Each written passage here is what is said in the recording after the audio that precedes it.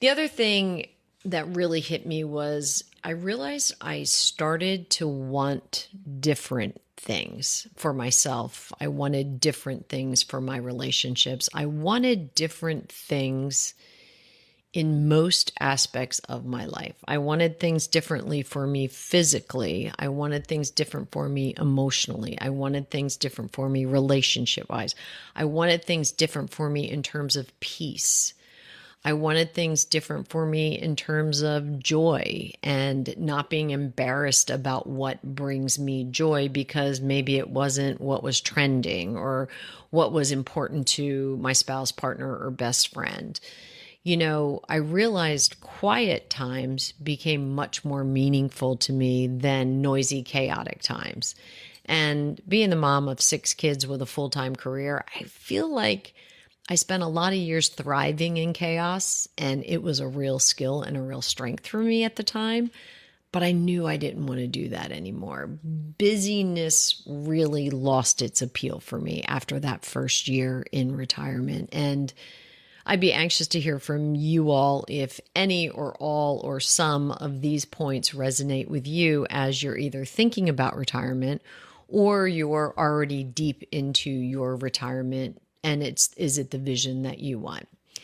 The team put together a few questions for me, so I'm going to read them. First one is from Camacho 6890. What about single folks going into retirement? Sometimes single women are excluded from couples activities. Camacho, I would tell you that I would agree with that. I have a few single friends, single by choice, single for some of them their whole lives. And I know that sometimes they feel excluded from couples routines. I will tell you, even at our golf clubs, one golf club in Florida has a couples night, and that's how it's billed, couples night golf. It's like a nine and dine. Our golf club here in New Jersey has a nine and dine night. You don't have to be a couple. They'll match you with somebody to play with. You can play two women, two men, a man and a woman who their spouses don't play golf. It's just people getting together for a nine and dine. So I think institutionally we could all do a better job not singling out couples or singling out singles, like a singles night. Maybe that should just be a who's available night. So I'm not going to dispute that sometimes singles in retirement, men and women, probably feel a little left out. I know my sister-in-law once said when she lost my brother-in-law, her husband, she said, I could picture him if the roles were reversed. Here he is, handsome. He could go sit at a bar in Vermont, have a burger, and a big Diet Coke or a non-alcoholic beer or a big glass of water and kind of sit there, chat it up with the bartender, chat it up with the people around, because that's the kind of guy he was. She said, I go and I sit at a bar and I'm a single woman and I'm sitting there and people kind of look at me like, oh my God, what's she doing? And I bring out a book and then everybody kind of gets terrorized because she's sitting at the bar reading a book. And she said, it's just different.